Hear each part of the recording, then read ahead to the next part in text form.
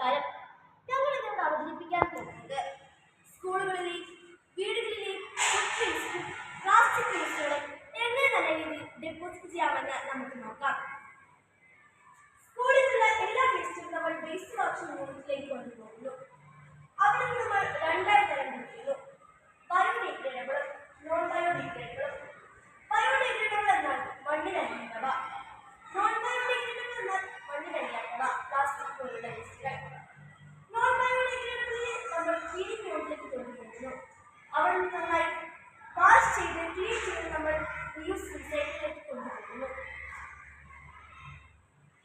ഇനി biodegradable. Biodegradable എന്നാൽ മണ്ണിലലിയുന്ന വസ്തുക്കൾ, ഉദാഹരണം കുടിക്കേസ്. ഈ ബയോഡിഗ്രേഡബിൾ ബയോഗ്യാസ് പ്ലാന്റിലേക്ക് കൊണ്ടുവരുന്നു. ഈ ബയോഗ്യാസ് പ്ലാന്റിന്റെ ഫീച്ചേഴ്സ് എന്ന് പറഞ്ഞാൽ ഇത് ഭൂമിക്കടിയിലാണ് ഉള്ളത്. അതുപോലെ തന്നെ ഇതിൽ ഓക്സിജന്റെ പ്രസൻസ് ഇല്ലാതെ ഇതിലുള്ള ബയോഡിഗ്രേഡബിൾ വേസ്റ്റുകൾ ബ്രേക്ക് ഡൗൺ ആക്കുന്നു. ഈ ബ്രേക്ക് ഡൗൺ ആക്കാൻ സഹായിക്കുന്ന ഒരു ബാക്ടീരിയയാണ് അനറോബിക് ബാക്ടീരിയ.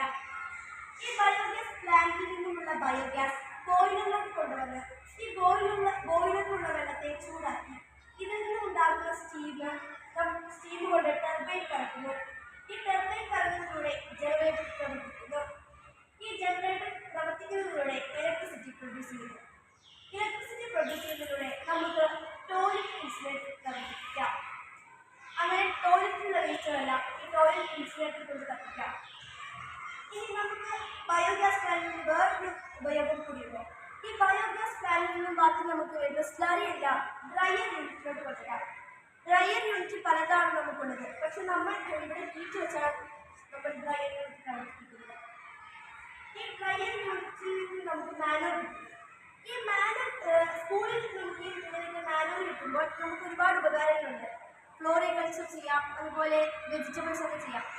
വേറൊരു പ്രധാനപ്പെട്ട കാര്യം എന്ന് പറഞ്ഞാൽ നമുക്ക് സ്കൂളിലുള്ള സ്റ്റുഡൻസിന് ഫ്രീ ആയിട്ട് ഇത് കൊടുത്തു വിടുമ്പോൾ അവരുടെ ഉള്ളിലുള്ള ഒരു കർഷകനെയാണ് നമ്മൾ ഇതിലൂടെ ഉണർത്തുന്നത്.